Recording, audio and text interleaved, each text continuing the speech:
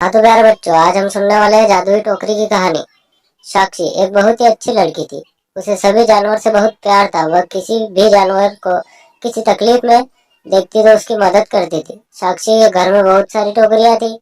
साक्षी उन टोकरियों को सजा कर रखती थी और उसके घर में उसने कुछ जानवर पाल रखे थे, जैसे कुत्ता, बिल्ली, खरगोश, तोता। वो अपने सभी जानवरों को उन टोकरियों में रखती थी और उनके साथ बहुत खेलती थी। साक्षी के घर को सब छोटा चिड़ियाघर कहते थे। एक दिन साक्षी बाजार जा रही थी। रास्ते में उसे बिल्कुल छोटा सा कुत्ते का बच्चा दिखाई देता है, जिसकी अभी आंख भी नहीं खुली होती है। साक्षी जल्दी से जाकर उसे उठा लेती है और कहती है, साक्षी कहती है, ये कितना प्यारा है, लेकिन इसकी माँ कहीं दिखाई नहीं दे रही है। वह उस बच्चे की माँ को बहुत ढूंढती है, लेकिन उसे वह नहीं मिलती है। वह उसे अपने घर ले जाती है, लेकिन उसके पास उसके लिए कोई टोकरी नहीं होती है। वह उसके लिए बाजार में बहुत सारी टोकरी देखती है, लेकिन उसे कोई टोकरी पसंद नहीं आती है। वह मायूस हो जाती है और घर वापस आ रही होती है। तभी उसे मंदिर के बाहर एक बहुत ही सुंदर टोकरी दिखाई देती है। साक्षी बोलती है, कितनी सुंदर टोकरी है, लेकिन इसे कैसे और कौन छोड़ के चला गया? मैं पंडित जी से पूछ कर ये टोकरी घर ले जाती हूँ। साक्षी मंदिर के अंदर जाती है और पंडित जी से पूछती है। साक्षी बोलती है, पंडित, क्या मैं ये टोकरी अपने घर ले जा सकती हूँ? पंडित जी बोलते हैं, हाँ बेटिया, वैसे भी यह यहाँ पड़ी है और इसे कोई ले नहीं जा रहा है, तुम ही ले जाओ। अब साक्षी वो टोकरी घर ले जाती है और उसमें छोटा सा बिस्तर लगाती है और उस बच्चे को उसमें रखती है। जैसे ही वह बच्चे उस टोकरी में जाता है, वह इंसान की भाषा में बात करने लगता है और बाहर आते ही फिर से वैसा हो जाता है। सभी चौंक जाते हैं और सोचती है साक्षी, ये कैसी टोकरी है? एक काम करती हूँ, किसी और जानवर को इसमें डालती हूँ।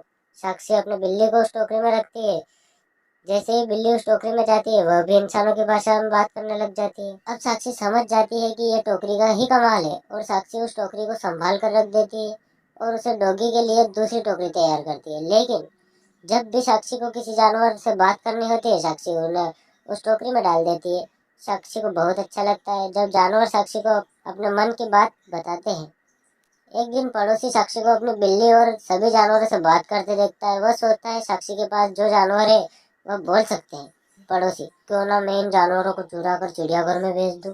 मुझे बहुत सारे पैसे मिलेंगे, क्योंकि बोलने वाले जानवर किसी के पास नहीं होते हैं। अब पड़ोसी साक्षी के जानवरों को चुराने का प्लान बना लेता है और गलती से उस दिन साक्षी उस जादुई टोकरी को जानवरों के पास ही भूल जाती है। अब रात को पड़ोसी चुपके से जानवरों को चुराने के लिए आती है और जैसे ही वह जानवरों को चुराने के लिए सबसे पहले बिल्ली को हाथ लगाता है, वह बिल्ली बन जाता है और उसको देखकर सारे जानवर आवाज करने लगते हैं। साक्षी भाग कर वहां आती है। साक्षी, क्या हुआ? तुम सब इतना तेज क्यों चिल्ला रहे हो?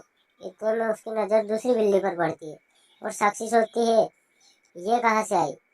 वह उस बिल्ली को टोकरी में बैठाती है और उससे पूछती है, वो कौन है? पड़ोसी, मैं तुम्हारा पड़ोसी हूँ। मैं तुम्हारे जानवरों को चोरी करने आया था, लेकिन मैं पता नहीं कैसे बिल्ली बन गया। इतने में टोकरी में से आवाज आती है, यह सब मैंने किया है। साक्षी उस बिल्ली को उस टोकरी में से निकालती है और टोकरी अंदर लेकर जाती है और कहती है कि वो उस बिल्ली को फिर से इंसान बना दे। टोकरी साक्षी की बात मान जाती है और बिल्ली को वापस से इंसान बना देती है। पड़ोसी साक्षी से माफी मांगता है और कहता है, पड़ोसी, मुझे माफ कर दो। अब मैं कभी ऐसा काम नहीं सोचूंगा और ये बात किसी को नहीं बताऊंगा। साक्षी उसे जाने देती है और उस टोकरी को सुरक्षित